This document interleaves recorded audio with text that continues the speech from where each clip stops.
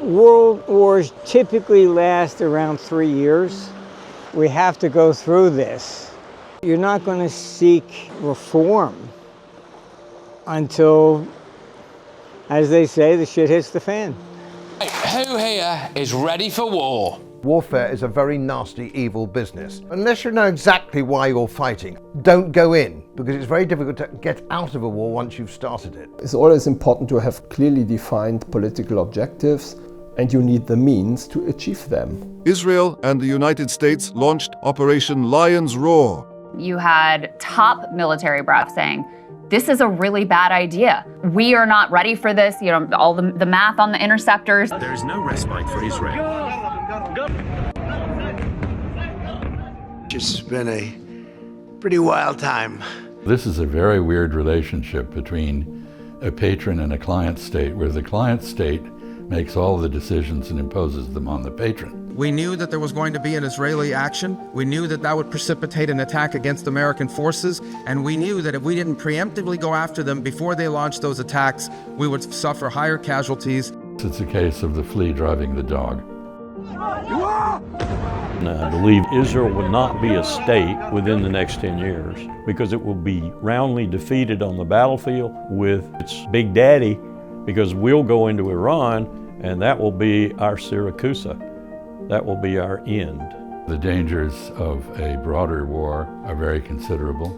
We keep trying to pivot away from the Middle East in order to confront our enemy of choice, which is China, and we constantly fail because Israel keeps generating new threats that we have to deal with. China has come out and condemned the war. You know, China and Iran are very close allies. Now, Iran and Russia are strengthening cooperation on multiple fronts. A strategic partnership treaty between both the countries has come into effect. If we get involved in a war with Iran, we're going to end up at some point in confrontation militarily with Russia. I would say the most pressing security situation we have now, the war between Russia and Ukraine.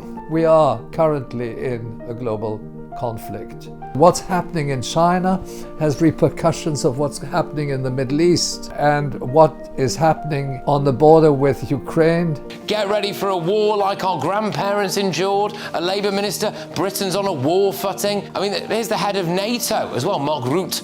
We are Russia's next target. In response to perceived Russian aggression, Germany's ruling coalition has agreed on a new voluntary military conscription plan to boost the armed forces.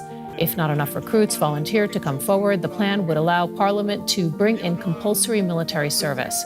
If our country falters because it is not prepared to accept to lose its children, then we are at risk. They decide, do we go to war? We never asked.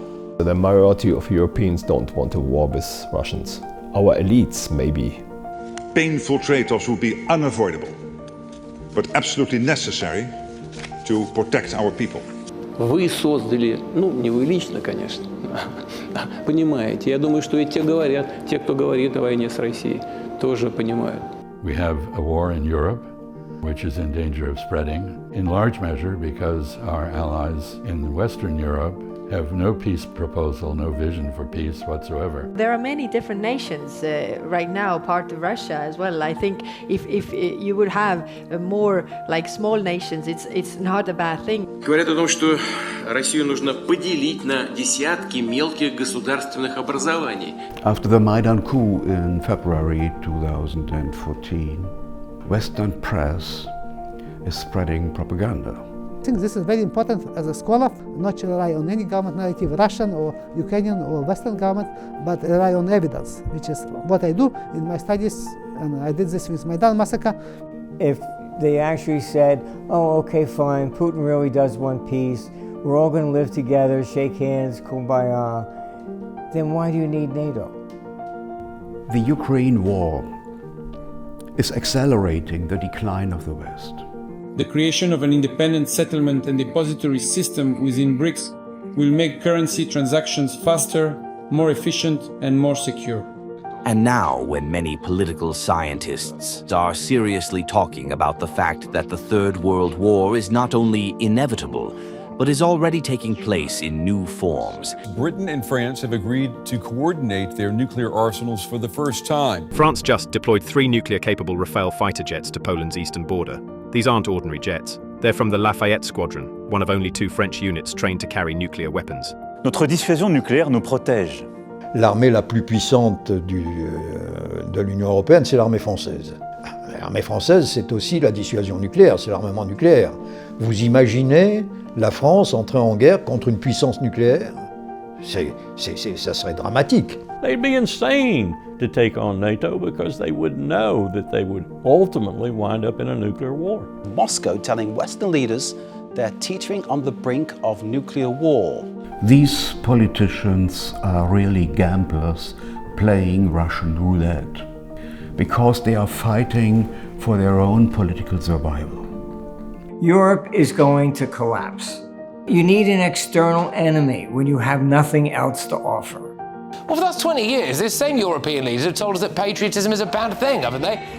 If you have a people which feels that they are losing their country, that they have been betrayed by their own elite, then their willingness to fight, their willingness to sacrifice economically, quite obviously is very significantly compromised. War does not take place when everybody's fat and happy.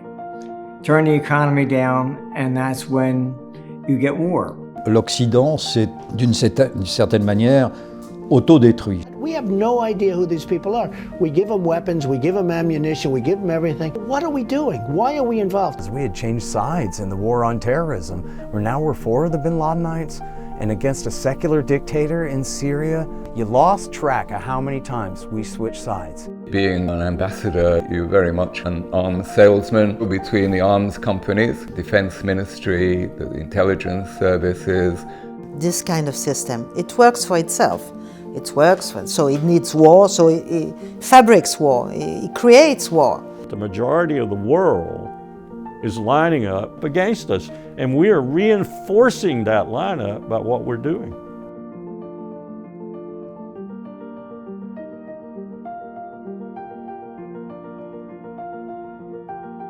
They are very frightened about this inexorable movement of power away from the American empire and its vassals in the Western Hemisphere to China. Today, it is China that has the largest manufacturing base in the world, not the United States. So the notion of going to war with China is sheer lunacy. Truth is always the first victim. Nobody wants to tell the truth about any war. All of the war games that we've run, and in our defeat, in many scenarios, we lose 2/3 of our Navy and Air Force. The Chinese do the same. But unlike us, they have the industrial base to replenish, to rebuild on a rapid basis. You know, look at the story of Taiwan. It's a stupid story, Taiwan. Honestly, what happens if there is a war in Taiwan? The Chinese launch a bomb on the factories and the US Army has no more ships.